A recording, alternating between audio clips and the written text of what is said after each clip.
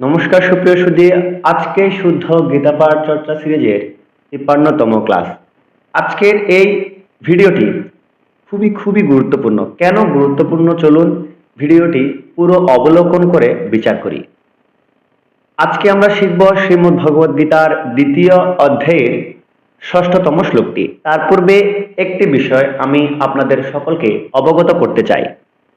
উক্ত শ্লোকটির গঠন ত্রিষ্টুপ ছন্দে, কিন্তু উক্ত শ্লোকের প্রথম এবং দ্বিতীয় চরণ জগতী ছন্দে অন্তর্গত।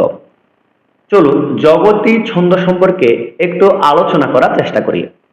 জগতী ছন্দ হচ্ছে বৈদিক সাহিত্যের অন্তিম ছন্দ, অর্থাৎ সপ্তম ছন্দ।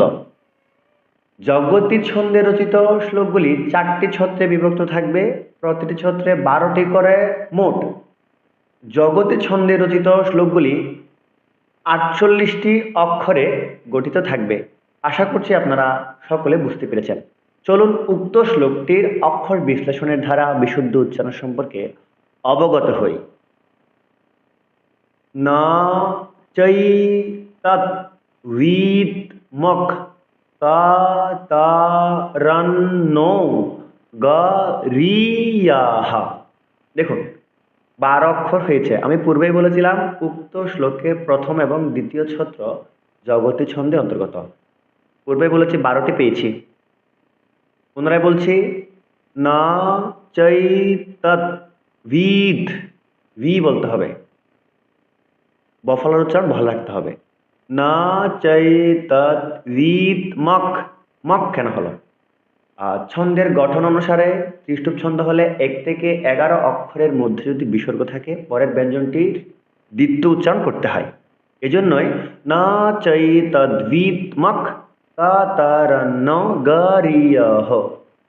এখানে গারি ও রয়েছে, অর্থাৎ অন্তস্থ অসাত ওকার রয়েছে। ছন্দের গঠন অনুসারে ১১তম অক্ষরে, অর্থাৎ ত্রিষ্টুপ ছন্দ হলে ১১তম অক্ষরে যদি ৩ ধরনের স, তালব্য স, মূর্ধন্য স, দন্ত স, র, ওকার, এই ৫টি বর্ণ বা চিহ্নের মধ্যে যে কোনো একটি থাকলে সে স্থানে বিসর্গের ব্যবহার করতে হয়। উক্ত স্থানে ওকার রয়েছে, ওকারের জন্য বিসর্গ সন্ধির ব্যবহার হয়েছে। এজন্যই না চৈ তদ্ভিত মখ কাতারণ্য গরিয়হ। আশা করছি আপনারা সকলে বুঝতে পেরেছেন। পরবর্তী অংশে যাচ্ছি। ইয়দ্বা জায়েম ইয়দি বানো জায়েয়হু। ইয়দ্বা সংস্কৃত শ্লোক উচ্চারণে অন্তঃসজ্জাকে ইয় উচ্চারণ করতে হবে এবং বফলার উচ্চারণ বহাল রাখতে হবে। পুনরায় বলছি, ইয়দ্বা জায়েম ইয়দি বানো জায়েয়হু। ১২ মিলে যাচ্ছে, কিন্তু আমি পূর্বেই বলেছি উক্ত শ্লোকটির প্রথম ২ চরণ জগতী ছন্দ অন্তর্গত এবং আপনারা সেভাবে প্রমাণও পেয়েছেন। যদিও ভিডিওটি বড় হচ্ছে, আপনারা ধৈর্য সহকারে দেখবেন, শত দ্বারাই বিকশিত হবে। সুপ্রিয় সুধী, পরবর্তী ছত্রে যাচ্ছি। ইয়া নে বা হত্বা ন জি জি বিশামাহা। ১১ আমি কিন্তু ময়ের পরে হ বলেছি, অর্থাৎ বিসর্গ সন্ধির বিসর্গের ব্যবহার করেছি। আমরা হয়তো দেখতে পাচ্ছি ময়ের পরে একটি হাইফেন দেওয়া। সচরাচর আমরা হাইফেনটি কখন ব্যবহার করি? উক্ত স্থানে হাইফেন দ্বারা জানান দিচ্ছে উক্ত শব্দের কিছু অংশ পরবর্তীতে রয়েছে। তো এখানে ময়ের পরে যেহেতু হাইফেন রয়েছে, পরের ছত্রের দন্তস্বকে ম সাথে যুক্ত করেছি। আমরা আরেকটু অক্ষর গণনা করলে ইয়া নেব হাতওয়ান জি জি বিশামাস, মস হচ্ছে, অর্থাৎ ময়ের সাথে দন্তস্বয়ের উচ্চারণ হচ্ছে। তো আমরা পড়েছি এবং পূর্বের ছত্রে বলেছি সংস্কৃত শ্লোক উচ্চারণে ১১ অক্ষরে ৩ ধরনের স, অর্থাৎ তালব্য স, মূর্ধন্য স, দন্ত স, র, ওকার, এই ৫টির মধ্যে যে কোনো একটি থাকলে আমরা বিসর্গের ব্যবহার করব। ঠিক উক্ত স্থানের দন্তস্বকে আমরা দেখতে পাচ্ছি। আশা করছি আমার আলোচনাটা বিশুদ্ধ হচ্ছে।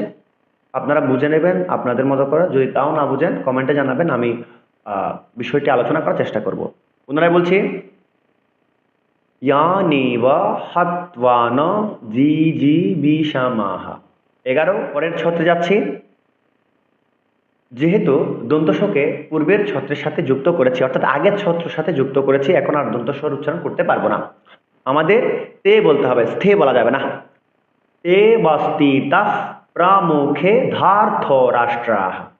11 পুনরায় বলছি, ते बस्तितः प्रमुखे धार्तराष्ट्राः। এখানে কিন্তু 1 থেকে 11 অক্ষরের মধ্যে, অর্থাৎ খ্রিস্ট ছন্দ হলে 1 থেকে 11 অক্ষরের মধ্যে ভিতরে যদি বিসর্গ থাকে তবে পরবর্তী বর্ণটির দ্বিত্বোচ্চারণ করতে হয়। এজন্যই ते बस्तितः प्रमुखे धार्तराष्ट्राः।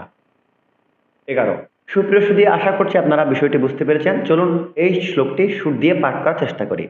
ন চৈতদ্বিদ্মোক্কতরন্নো গরীয়ঃ यद्वा जयेम यदिवानो जयेयुः यनेव हत्वा न जिजीविषामः ते बस्तितः प्रामुखे धार्तराष्ट्राः।